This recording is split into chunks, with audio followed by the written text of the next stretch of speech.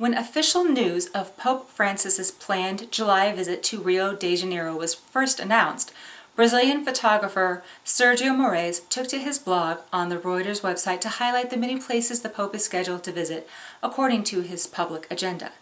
Moraes titled his photo essay, "The Pope is Pop," highlighting the slogan, "O Papa e Pop," which Brazilians have trotted out to celebrate the visits of all modern popes to this most populous primary Catholic country in the world.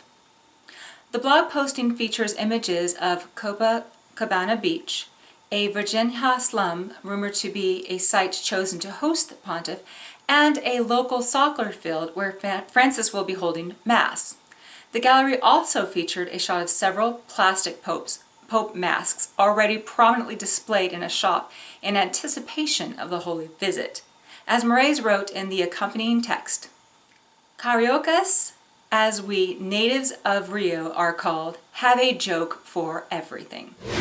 The new fast-paced political thriller set in modern-day Germany shares numerous similarities with a true-to-life news story ripped law and order style straight from the headlines. The novel, titled The Jewish Candidate by former Reuters correspondent and British journalist David Crossland, tells the story of a British writer who accidentally stumbles onto a neo-Nazi plot to assassinate Germany's fictional first Jewish candidate for the office of Chancellor.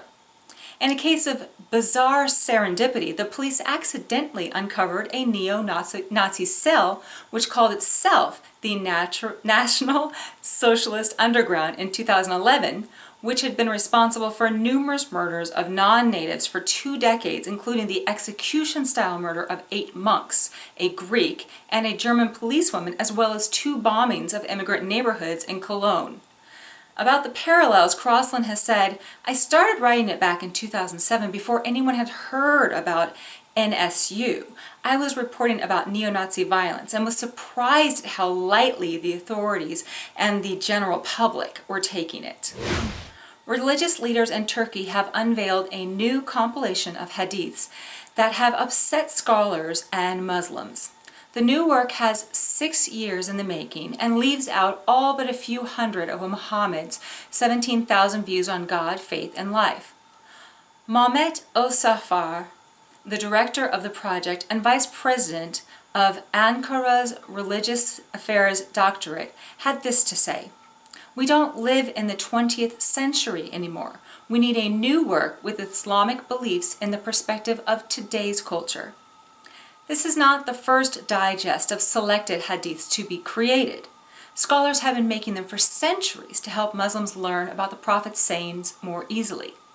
This new digest is a 7-volume encyclopedia that includes essays on the hadiths. It is the first collection to be created by Turkey's Ankara School of Theologians, many of whom have studied abroad.